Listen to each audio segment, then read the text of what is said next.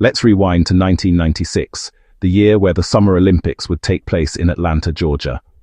It was at this event that American wrestling mythology would meet excruciating human pain and leave behind a legacy that will never be forgotten by Olympic history, wrestling history, or even the broader history of great men.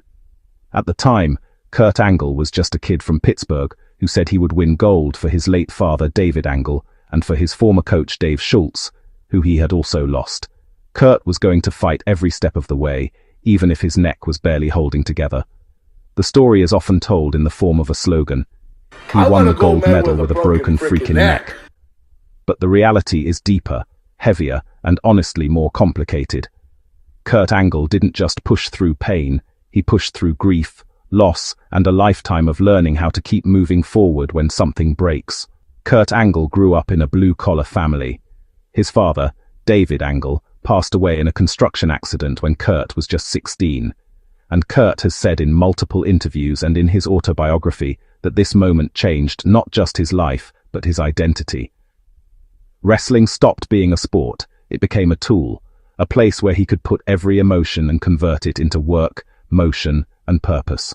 Before sustaining any injuries in wrestling, Kurt had already been hurt deeply by grief. He told me this the year before. He said, "You're going to be the one."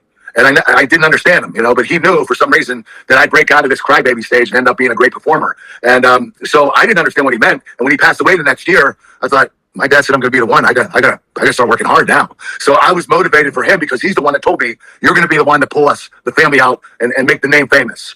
As the years passed after the loss of his father, Kurt would become one of the best amateur wrestlers in the United States, then one of the best in the world. And in 1995, he proves it, winning the World Freestyle Wrestling Championships in the 100-kilo weight class. It was this victory in particular that cemented his place in the amateur wrestling world.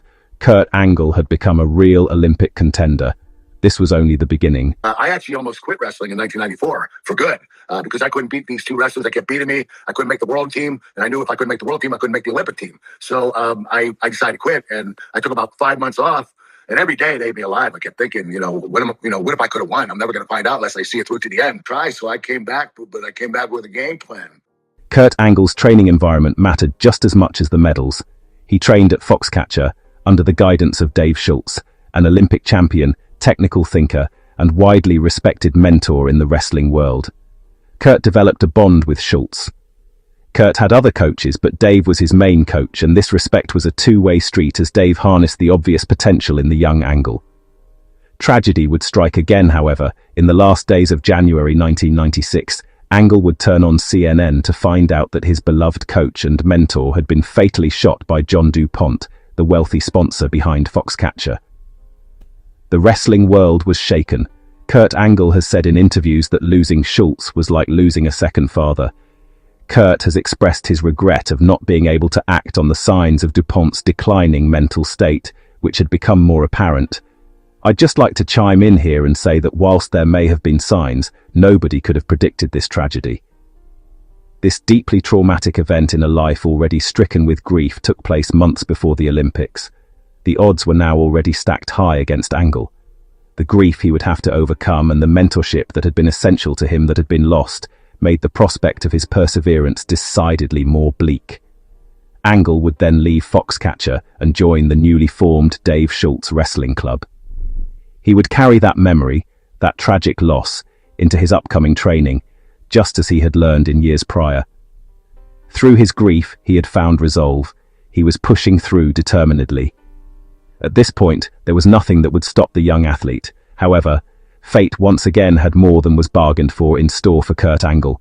During the Olympic trials and the lead-up events, Kurt Angle landed on his neck and suffered 2 fractured cervical vertebrae, 2 herniated discs, and significant muscle tendon damage in the neck. Doctors advised him not to continue. They didn't say, "take it easy" or "rest for a week." They told him to stop completely. However, Angle chose to continue regardless. He was not pain-free at the Olympics. He was not healed. There was no time to recover from this. The clock was ticking, and there was no stopping the man that Angle had become. The Olympics were calling his name, and Kurt was going to pick up the phone regardless of what he was going through. He competed while receiving numbing pain block injections, typically local anesthetics, which Angle has consistently referred to as Novocaine. This allowed him to move, but not truly protect himself. He could not train normally, let alone compete normally. He preserved what little stability he had just for the matches, and then, it was time. At the 1996 Summer Olympics, Kurt Angle wrestled in the 100-kilo freestyle division. He fought through the bracket, hold for hold, match by match, including a comeback win against Russia's Sajid Murtazayev. But the final match, the gold medal match, is where legacy is shaped.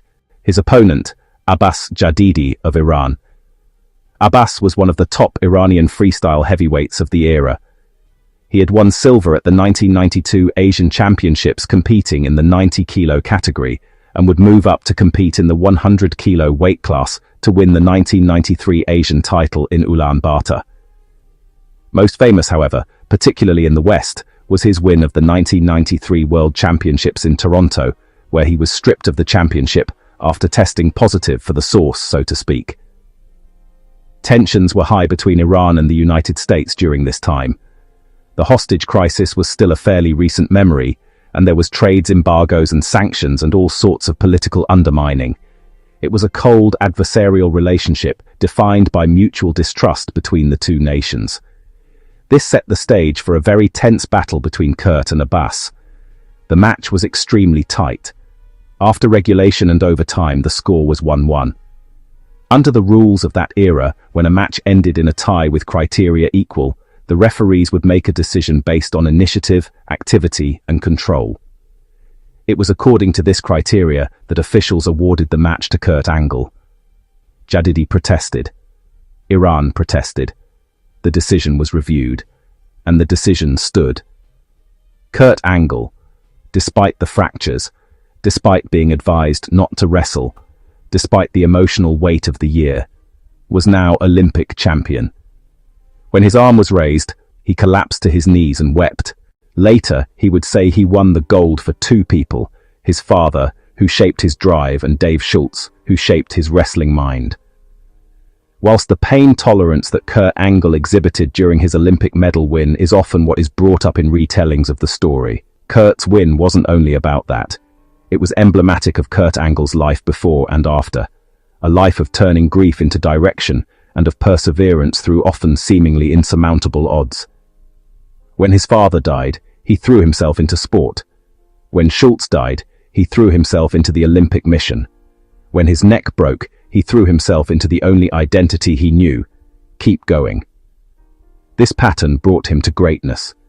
It also followed him into his professional wrestling career, and later into his well-documented struggles that we don't need to go into in this video. Struggles that Kurt Angle has spoken about openly, the same emotional engine that made Kurt Angle one of the most dominant athletes of his generation also made him vulnerable. Because pain, when ignored long enough, demands to be paid. And he did pay for it, through surgeries, through recovery, through rebuilding himself again and again. Kurt had learned at a very young age that life does not pause for grief or injury, and that sometimes the only way out is to keep walking forward, even if you're broken. And on that fateful night in Atlanta, surrounded by thousands with cameras flashing and anthems blasting, Kurt won more than a gold medal. He won his place in history next to the greatest warriors to have ever walked the face of the earth. This was genuine Greek mythology levels of courage and strength. He proved to himself that his suffering had a destination, not just surviving pain, he gave it purpose. Thanks for watching another Sarcastic Wrestling Mark video. If you liked this one and want to see more like it, then hit the subscribe and be sure to like and comment and share and all that jazz. Big shout out to the legend that is and always will be, Kurt Angle.